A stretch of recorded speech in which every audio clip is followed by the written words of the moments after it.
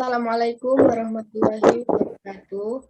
Kami dari kelompok 2 akan mempresentasikan mengenai materi literasi informasi penulisan karya ilmiah.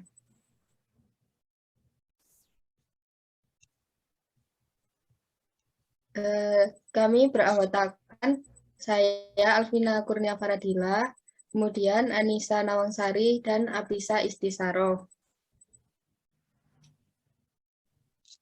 Yang pertama, pengertian literasi. Literasi menurut UNESCO adalah seperangkat keterampilan yang nyata, khususnya keterampilan kognitif dalam membaca dan menulis yang terlepas dari konteks di mana keterampilan yang dimaksud diperoleh, dari siapa keterampilan tersebut diperoleh, dan bagaimana cara memperolehnya. Selanjutnya yaitu literasi informasi merupakan sebuah keterampilan dalam memanfaatkan informasi, sedangkan karya ilmiah merupakan sebuah karya tulis yang ditulis dengan cara ilmiah dan metode ilmiah yang baik dan dituangkan dalam sebuah media ilmiah. Solihat dan John 2014. Literasi perlu diterapkan sejak awal penulisan, yaitu sebagai penentuan dalam kebutuhan informasi, sebagai akses informasi, sebagai evaluasi informasi, dan sebagai penggunaan informasi sumber penulisan karya.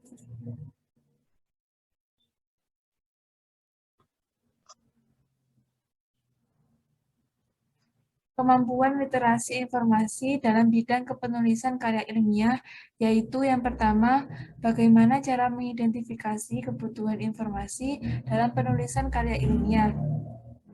Yang kedua, mengakses informasi yang sesuai dengan kebutuhan. Ketiga, mengevaluasi informasi dan sumber informasi yang akan digunakan. Dan yang keempat, menggunakan informasi secara efektif dalam menulis karya ilmiah. Kemudian, kelayakan informasi. Yang pertama, pastikan penulis informasi yang dirujuk berasal dari pakar dan praktisi. Yang kedua, untuk praktisi, minimal berpengalaman selama 10 tahun. Yang ketiga, minimal merujuk pendapat penulis bergelar magister atau S2. Yang keempat, utamakan merujuk dari artikel dan buku atau karya ilmiah. Yang kelima, diperbolehkan juga merujuk pendapat dari mahasiswa S3.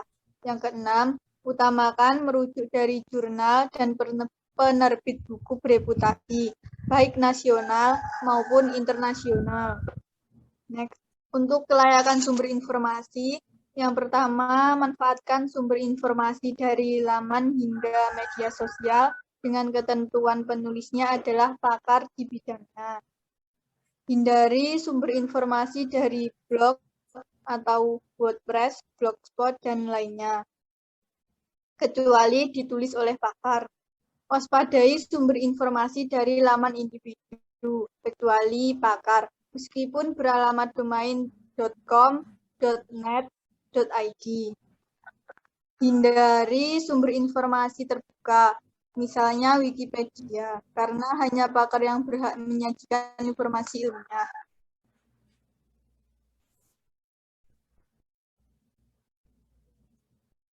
Untuk jurnal yang dilanggam UM, terdapat 14. Bisa kalian lihat di siakat kalian masing-masing. Cara mengakses jurnal yang dilanggam UM. Pertama, kita harus login ke siakat.um.ac.id terlebih dahulu. Kemudian akan muncul tampilan seperti yang ada di layar. Kemudian kita masuk dengan memasukkan NIM atau NIP atau NITK atau email @um.ac.id. Kemudian kita harus memasukkan kata sandi dan diklik masuk. Jika sudah, pilih perpustakaan, kemudian akan muncul laman seperti yang ada di layar. Jika kita ingin meminjam buku, maka kita bisa memasukkan nomor register atau barcode, atau judul atau pengarang buku yang akan dipesan. Kemudian, jika kita ingin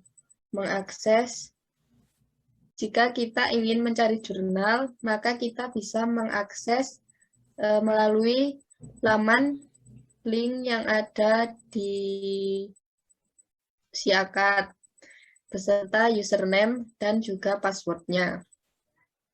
Pencari informasi untuk umum yaitu ada 11, diantaranya yang sudah tertera pada layar berikut ini. Dan untuk mesin pencari informasi akademik, yaitu khusus karya tulis ilmiah maupun jurnal-jurnal, yaitu ada beberapa link berikut ini yang tertera pada layar masing-masing. Pada website Google Scholar dengan link https://scholar.google.com, yaitu bisa mencari beberapa karya tulis ilmiah, skripsi, tesis, disertasi, dan beberapa jurnal. Dan apabila kita masuk ke website Garuda dengan link http://garuda.ristekdikti.go.id, kita dapat mencari beberapa artikel. Di sini artikel terdapat 1.087.880 dengan orang yang mengupdate sejumlah 1.465, jurnal sejumlah 9.011, conference 145, subjek 40. Bila kita masuk ke website Neliti atau Purpesnas LIPI dengan link http://www.neliti.com/id, kita dapat mencari berbagai karya ilmiah. Untuk bahasa, kita dapat men-settingnya sendiri, ada bahasa Indonesia dan Inggris. Kemudian relevansi, terbaru, atau tanggal, tipe, negara, dan lainnya.